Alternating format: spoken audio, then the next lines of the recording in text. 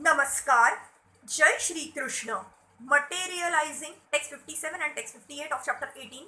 Conclusion, the perfection of renunciation of Srimad Bhagavad Gita. Text 57. Chetasa sarva karmani mai sanyasya mataparaha buddhi yoga mupashritaya macha chittaha satatam bhava. In all activities, just depend upon me and work always under my protection. In such devotional service, be fully conscious of me.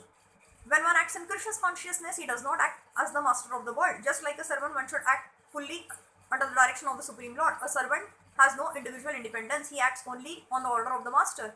A servant acting on behalf of the Supreme Master is unaffected by profit and loss. He simply discharges his duty faithfully in terms of the order of the Lord. Now one may argue that Arjuna was acting under the personal direction of Krishna, but when Krishna is not present, how should one act?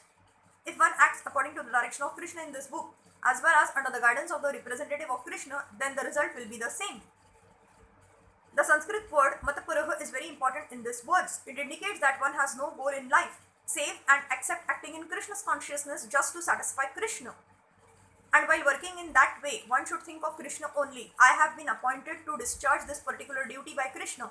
While acting in such a way, one naturally has to think of Krishna. This is perfect Krishna's consciousness. One should, however, note that after doing something whimsically, he should not offer the result to the Supreme Lord. That sort of duty is not in the devotional service of Krishna's consciousness. One should act according to the order of Krishna. This is a very important point. That order of Krishna comes through disciplic succession from the bona fide spiritual master. Therefore, the spiritual master's order should be taken as the prime duty of life. If one gets a bona fide spiritual master and acts according to his direction, then one's perfection of life in Krishna's consciousness is guaranteed. Text 58. Mata chittaha sarva durgani mata prasadat tarishyasi atha chetatvam ahankaran na shroshayasi vinankakshayasi. If you become conscious of me, you will pass over all the obstacles of conditioned life by my grace. If, however, you do not work in such consciousness but act through false ego, not hearing me, you will be lost. A person in full Krishna's consciousness is not unduly anxious about executing the duties of his existence. The foolish cannot understand this great freedom from all anxiety. For one who acts in Krishna's consciousness, Lord Krishna becomes the most intimate friend.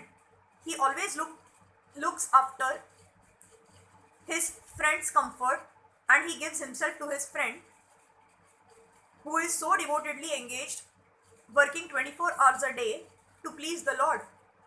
Therefore, no one should be carried away by the false ego of the bodily conception of life. One should not falsely think himself independent of the laws of material nature or free to act. He is already under strict material laws, but as soon as he is acting in Krishna's consciousness, he is liberated, free from the material perplexities. One should note very carefully that one who is not active in Krishna's consciousness is losing himself in the material whirlpool in the ocean of birth and death.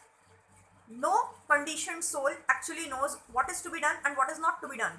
But a person who acts in Krishna's consciousness is free to act because everything is prompted by Krishna from within and confirmed by the spiritual master. Thank you.